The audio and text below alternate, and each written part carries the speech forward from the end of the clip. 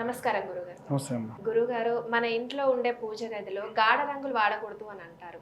అలాగే తాబేలు విగ్రహం మన ఇంట్లో పూజ గదిలో ఉండొచ్చా, ఉండకూడదా? ఒకవేళ ఉంటే ఏమవుతుంది? శ్రీమాత్రే నమః, శ్రీ గురుభ్యో నమః. మనకు ఎప్పుడైనా సరే ఇంట్లో ప్లెజెంట్గా ఉండేటువంటి వాతావరణం పూజ గదిలో ఉండాలి. ముందు అసలు ఇంటికో పూజ గది ఉండాలి. తర్వాతకి ఆ పూజ గదిలో మనకు ప్లెజెంట్ వాతావరణం ఉండాలి. రకరకాల రంగులు, మిక్స్డ్ కలర్స్, స్టిక్కర్లు అవేవి కాకుండా ప్రశాంతంగా కాస్త మనకంటూ ప్రశాంతత కావాలి అని అంటే పోయి అక్కడ కూర్చుంటే ఆ ప్రశాంతత మనకు దొరకాలి. వీలైతే ఓం చాంటింగ్ వచ్చేటువంటి సౌండ్స్ పెట్టుకోవాలి. ఇలా ప్రశాంతంగా ఉండాలి. గాఢ రంగులు అందుకే పూజ గదిలో ఎక్కువ వాడకూడదు. గాఢ రంగులు అంటే చాలామంది ఏంటంటే విపరీతమైనటువంటి వర్ణాలు, విపరీతమైనటువంటి రంగులు. మనకు ఉదాహరణకు ఇదే పూజ గదిలో అమ్మవారికి సంబంధించిన ఆరాధన జరిగిన, లేకుంటే రేణుకా ఎల్లమ్మ తల్లిని పెట్టుకునే వాళ్ళు ఉంటారు, గద్దె కట్టుకొని ఉంటారు. వాళ్ళు కూడా చూడండి రకరకాల రంగులు వాడొచ్చుగా. జాజు, మట్టి ఇవే వర్ణంలోనే ఉంటాయి. అవి ఏంటంటే అక్కడికి వెళ్ళగానే మనకు దొరికేటువంటి ఒక ప్రశాంతత. నేను మళ్ళీ మా ఊర్లోకి వచ్చి కూర్చున్నానేమో అనేటువంటి ఇది వస్తుంది తప్ప ఇష్టం వచ్చినట్టు మా దగ్గర ఉన్నాయి కదా రంగులు రంగులు వేస్తే ఆ ప్రశాంతత దొక్కదు. కాబట్టి వీలైనంత వరకు కూడా ప్రశాంతంగా ఉండాలి. అందుకనే గాఢ రంగులు వాడకూడదు అని అంటారు. మనకు తెలంగాణ సాంప్రదాయం బుక్కా గుల్లా అని ఒకటి ఉంటుంది. బుక్కా గుల్లా దేనికి వాడతారు అంటే పూజంతా అయిన తర్వాతకి స్వామివారికి ఉద్వాసన చెప్పేటప్పుడు ఆ బుక్కా గుల్లాలు వేస్తారు. అలా వేయడం వల్ల కాస్త ఇక అక్కడితో సమాప్తం అని అంటే చూడండి, గాఢ రంగు అక్కడి వాడడం వల్ల అక్కడితో ఆగిపోతుంది. కాబట్టి వీలైనంత వరకు ఆ ఏవైతే ఉన్నాయో ఆ గాఢ రంగులు అలాంటి చోట్ల వాడకుండా ఉంటే మంచిది.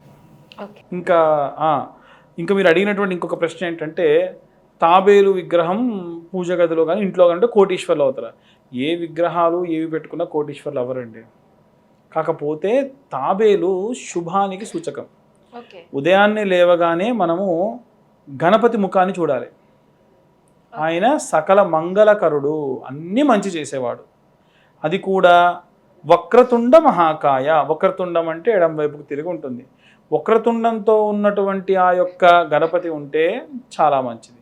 సక్రతుండం అంటే రైట్ సైడ్ కనుక తిరిగి ఉందనుకోండి, ఆయన యుద్ధానికి బయలుదేరుతున్నప్పుడు చూపించేటువంటి ప్రతీతి.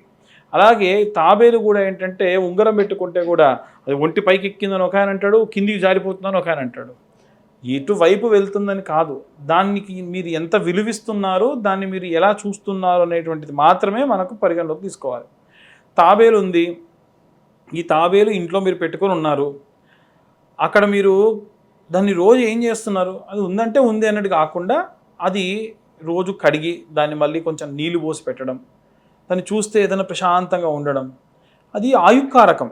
వాస్తవంగా తాబేలు కొన్ని వందల సంవత్సరాలు జీవించుంటుంది. ఎన్నో జనరేషన్స్ దాటిపోతారు కానీ తాబేలు మాత్రం బతికే ఉంటుంది. అలాంటి తాబేలు ఇప్పటికి ఉన్నాయి.